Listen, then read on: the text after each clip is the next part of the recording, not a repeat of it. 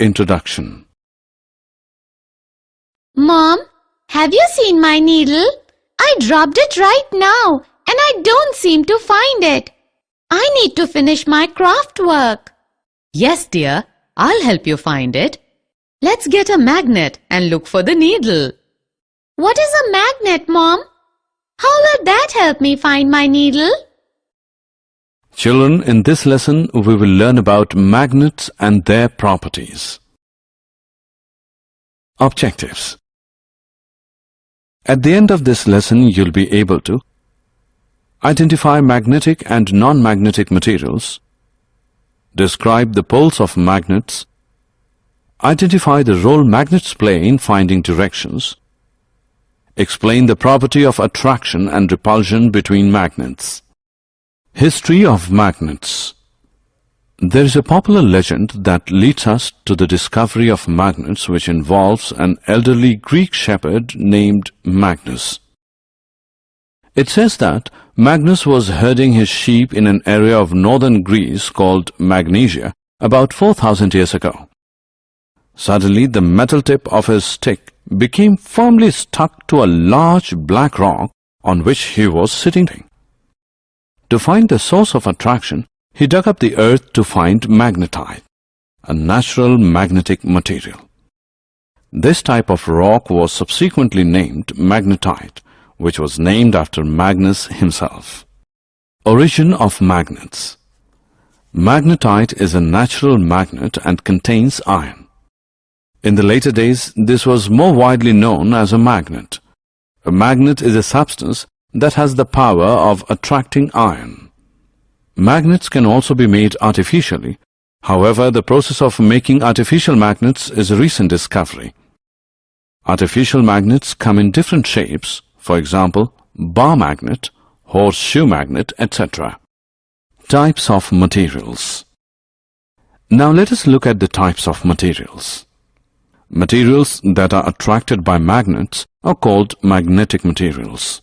For example, screws, nuts, bolts are magnetic materials. Materials that are not attracted by magnets are called non-magnetic materials. For example, wool, cloth, bricks are non-magnetic materials. Self-assessment. Drag the magnetic and non-magnetic materials in the respective boxes.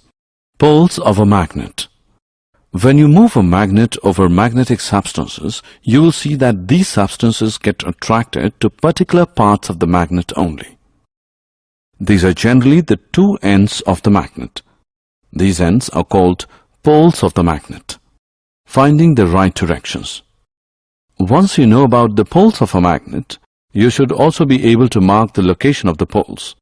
Let us now look at why poles are important to be marked in a magnet.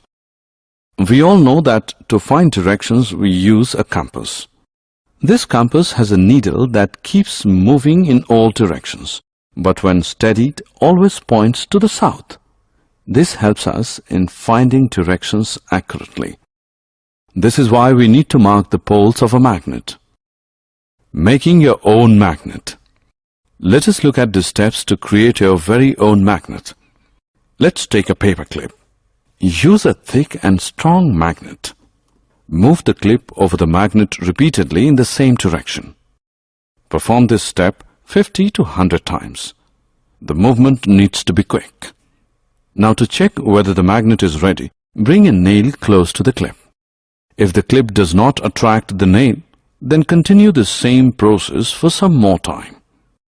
Keep in mind that the pole of the magnet and the direction of its movement should not change. Attraction and repulsion. Now that you know about poles of a magnet, let us look at the attraction and repulsion properties too. In the case of magnets, when the south pole comes in contact with the north pole, these get attracted to each other. This is better known as opposite poles attracting each other. Similarly, when the south pole comes in contact with another south pole of a magnet, they do not attract each other. In fact, they repel each other. This is better known as similar poles repelling each other. Taking care of magnets. We are now aware of the attraction and repulsion properties of a magnet. To keep magnets safe and in working conditions, follow these guidelines. Do not heat, hammer,